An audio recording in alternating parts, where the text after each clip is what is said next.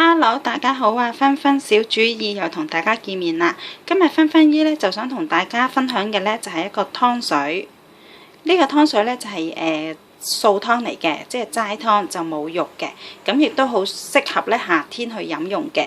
咁另外呢，就要介紹翻呢個湯水呢，十全十美素湯呢，就係個資料呢來源呢，就係黃淑儀小姐啦，芝芝姐嘅唔熟唔食其中一集裏邊推介嘅。咁芬芬姨試過已經煲過2、3次㗎啦。咁呢個湯水呢，亦都好好味嘅。咁我就喺呢度呢，推介俾大家嚟試下煲嘅。咁我哋十全十美，所以用嘅材料呢，亦都多咗啲，就係10樣材料嘅。咁我哋大家一齊睇下啦。咁我哋呢，就介紹，首先呢，就係我哋要一兩嘅冬菇，就係呢個啦。咁我哋冬菇呢，就需要浸咗水啦，然後呢，將佢呢度去咗個定位，浸腍咗嘅冬菇嘅。咁另外呢，就係呢個2兩蓮子、3兩腰果、4兩呢個嘅栗子肉，另外就係呢個5粒蜜棗肉，我哋就將佢一開二開咗邊嘅。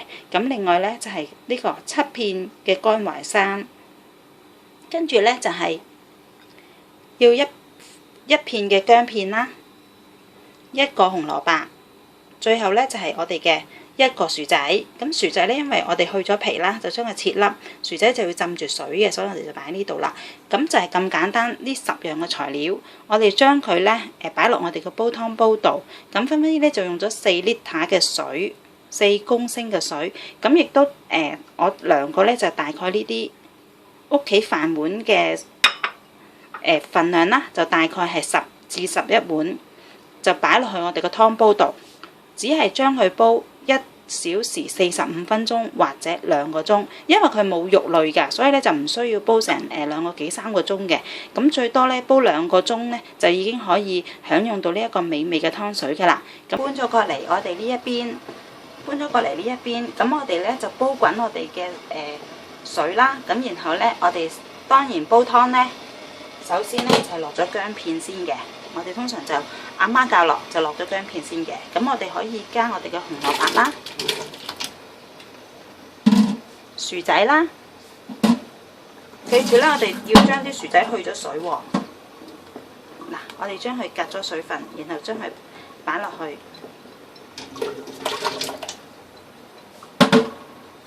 我哋而呢個湯水咧嘅甜味咧，煲出嚟咧有肉似肉類嘅咧，最主要咧就係嗰個腰果啦。所以個腰果咧係好重要嘅。咁我哋將每樣嘅材料啦，呢啲5粒蜜棗擺晒落去，7片嘅淮山片啦，另外馬蹄肉。譬如大家咧唔需要擔心㗎。咁譬如如果你買嘅份量係多咗少少嘅，你亦都可以加埋落去煲。其實多啲份量咧係冇所謂嘅，而我呢個份量咧都係4人份量嚟嘅。咁我哋之後咧再嚟睇下我哋煲湯咯喎。咗2個鐘頭啦，咁我哋煲湯咧亦都睇下先，亦都差不多噶咯喎。咁咧我哋就可以加適量嘅鹽啦，我嚟調味嘅。經過咗2個鐘頭之後呢，嗱，我哋個湯已經煲好咗咯喎，材料咪好豐富呢。呢個素湯嚟嘅，就冇肉類嘅，咁呢亦都好清新嘅，就唔驚肥膩啦。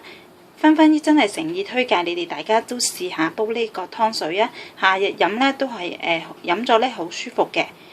芬芬小主意今日嘅推介已經完畢啦，希望你都中意我今日呢個推介啦。我哋下次再見啦，拜拜。